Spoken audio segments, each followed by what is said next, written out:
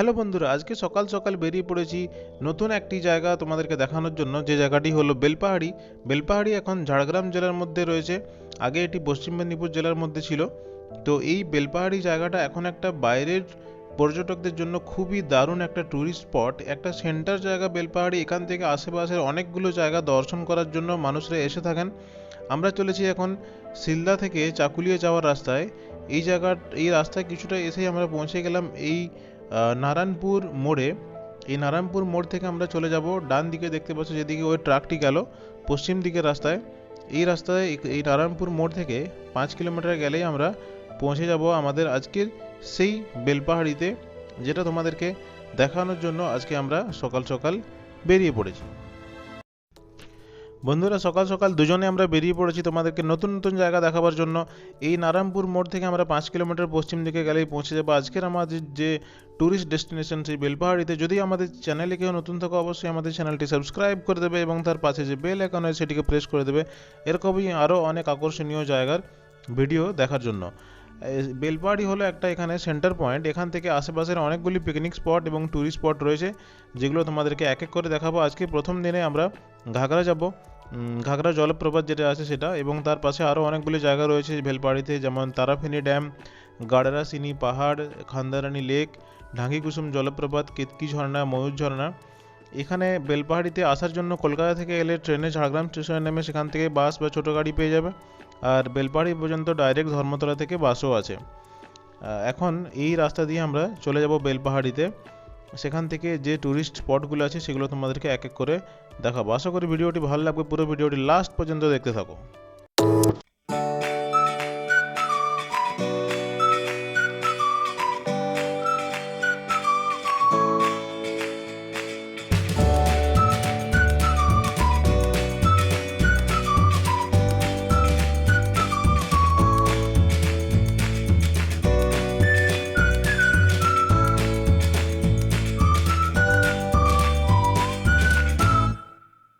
Belpahari just ঢোকার মুখেই এই হোটেলটি রয়েছে, দুর্গা হোমস্টে। এখানে ফোন নাম্বার দিলাম, তোমরা বুকিং করতে পারো। এছাড়া আরও অনেক হোটেল রয়েছে থাকা খাওয়া এবং গাড়ি পার্কিংয়ের জন্য।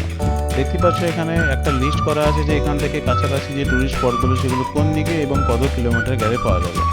প্রথমে আজকে আমরা ঘাগরা পিকনিক স্পটের দিকে রওনা দিলাম।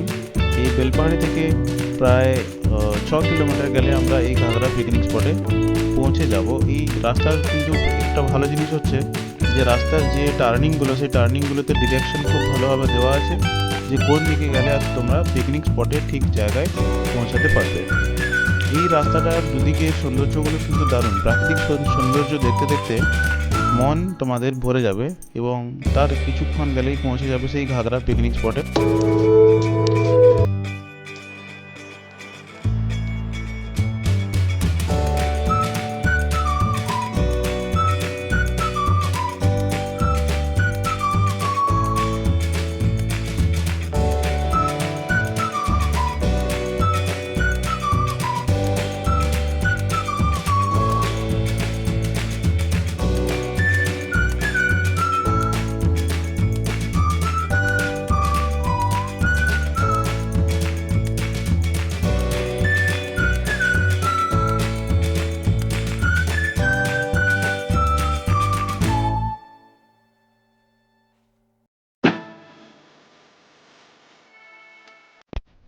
পৌঁছে গেলাম সেই ঘাগরা জলপ্রপাতের পিকনিক স্পটে। ঘাগরা বন সুরক্ষা কমিটির কিছু নিয়ম আছে যেগুলো এখানে লেখা রয়েছে। ড্রোন ক্যামেরা নিয়ে কিন্তু এখানে আসা অ্যালাউড নেই। এখানে একটি গাছ রয়েছে, তার মধ্যে দেখো কীরকম ফোকর করা রয়েছে, এটাতে কোনো পশু পাখি তাদের আশ্রয় নেয় অনেক সময়। এই গাছটির পাশেই রয়েছে কিছু ছোটোখাটো খাবারের দোকান। এসে হঠাৎ করে এই ফাঁকা জায়গায় শাল জঙ্গলের মাঝে কোনো খাবারের দোকান পাওয়াটা মুশকিল, তার মধ্যেই রয়েছে চা বা হালকা টিফিন খাওয়ার দোকান। এখানের এই জায়গাটি চারদিকটা চলো তোমাদেরকে ঘুরে দেখাই ভালো করে। প্রচুর সুন্দর সুন্দর পাথর এবং তার সঙ্গে রয়েছে এখানে একটি নদী, আর সেই নদীর জলে এখানে তৈরি জলপ্রপাত। এই জলপ্রপাতের যে সৌন্দর্য সেটা জাস্ট তোমাকে মনোমুগ্ধ করবে। দেখলে মনে হবে যে অনেকক্ষণ ধরে বসে দেখতেই থাকি। আর এখানে রয়েছে এরকম বড় বড় পাথর, এই পাথরগুলোর মাঝে বড় বড় গর্তও রয়েছে। আবার রয়েছেন এখানের দায়িত্বপ্রাপ্ত পুলিশ অফিসাররা, যাতে এখানে কোনো দুর্ঘটনা না ঘটে সেই ব্যাপারে দেখভাল করার জন্য। কারণ অনেক সময় বাচ্চারা এসে এই জায়গাগুলোতে পড়ে যায় বা কোনো দুর্ঘটনা ঘটতে পারে, সেই জন্য এনারা সবসময় এখানে ওয়াকিবহাল হয়ে রয়েছেন নিরাপত্তার দায়িত্বে। দেখতে পাচ্ছ জলটা উপরে ঝর্ণার দিক থেকে আসছে এবং নিচে এই নদী বেয়ে জলটা কিন্তু চলে যাচ্ছে। জলের যে রং সেটাও একটা অসাধারণ লাগছে দেখতে। পুরো ঝর্ণার যে আসল জায়গাটা সেটা তোমাদেরকে দেখাচ্ছি একটু পরেই। ভালো জিনিস দেখতে গেলে একটু অপেক্ষা তো করতেই হবে বন্ধু। বাকি জায়গাটা একটু ভালো করে আগে দেখে নাও পুরোটা। প্রচুর পর্যটক এখানে এসেছেন ঘুরতে, আমাদের সঙ্গে অনেকজনেরই দেখা হলো। কলকাতা থেকে কেউ এসেছেন, কেউ আবার মেদিনীপুর থেকে এসেছেন। বন্ধুরা, এখন আমি দাঁড়িয়ে রয়েছি সেই ঘাগরা জলপ্রপাতের ট্যুরিস্ট স্পটে। দেখতেই পাচ্ছ চারদিকের যে প্রাকৃতিক সৌন্দর্য সেটা একদম অসাধারণ বলা যায়। আর এই ঘাগরা জলপ্রপাতে যারা আসবে তোমরা, তারা এই ঘাগরা থেকে মাত্র 3 কিলোমিটার দূরে রয়েছে তারাফেনী ড্যাম। সেখানেও খুবই সুন্দর একটা জায়গা, সেখানেও তোমরা কিন্তু ভিজিট করবে। যারা এখানে আসেন বেলপাহাড়ি থেকে তারা অবশ্যই এই দুটো জায়গায় ভিজিট করেন, কারণ এই দুটো স্পট একই রাস্তায় পড়ে, আর বাকি যে স্পটগুলো রয়েছে সেগুলো আলাদা আলাদা রাস্তায় আছে। তো প্রথমে আমরা এই স্পটে পৌঁছেছি। দেখতেই পাচ্ছ এই জায়গাটা তোমাদেরকে দেখাবার চেষ্টা করছি, পুরো জায়গাটা কি সুন্দর দেখতে। এরপর এখান থেকে আমরা তারাফেনীতে যাব, সেই ভিডিওটা আসছে পরে। এখানে যে পাথরগুলো রয়েছে আর তার সঙ্গে সঙ্গে পুরো জায়গাটা একদম জল যখন নামছে সেই দৃশ্যটা দেখাচ্ছি একটু পরে।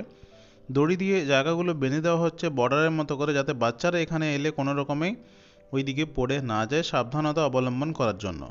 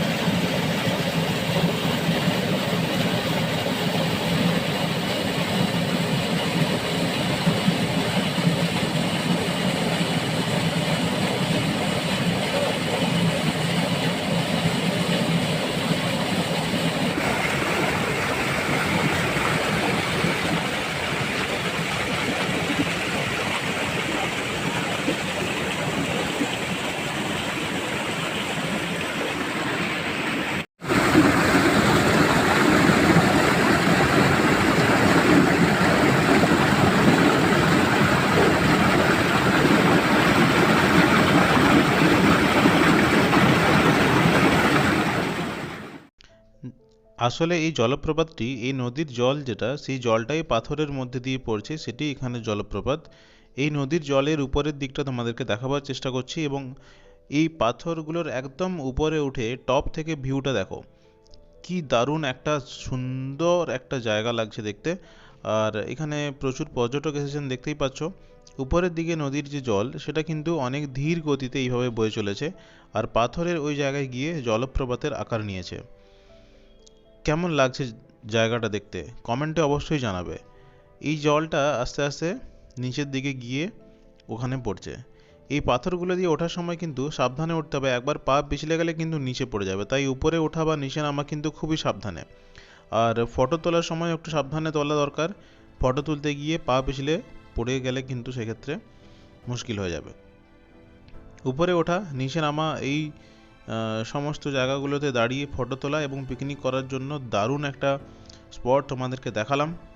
এই জায়গা থেকে আমরা এরপর আস্তে আস্তে বেরিয়ে যাব, তার আগে তোমাদেরকে নিচের দিক থেকে ভিউটা দেখাবার চেষ্টা করছি।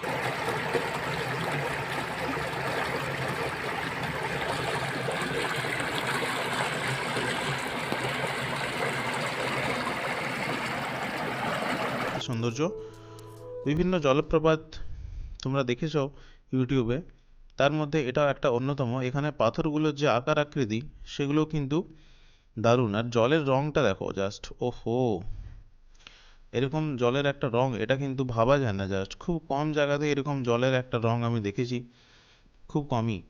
আর এই যে পাথরের মধ্যে বড় বড় গর্তগুলো রয়েছে সেগুলো তো জল জমে রয়েছে, কোনো কোনোটাতে আবার খালিও রয়েছে গর্তগুলো। ভিতরে কোনো ছোটোখাটো পশু পাখি ঢুকে থাকতে পারে, সাবধানে গর্তগুলোতে পা দেওয়া দরকার, পা ঢুকে গেলে তখন আবার লেগে যাবে। এটা হলো সেই নদীটা যেটা জলটা যাচ্ছে এই জলপ্রপাত থেকে নেমে।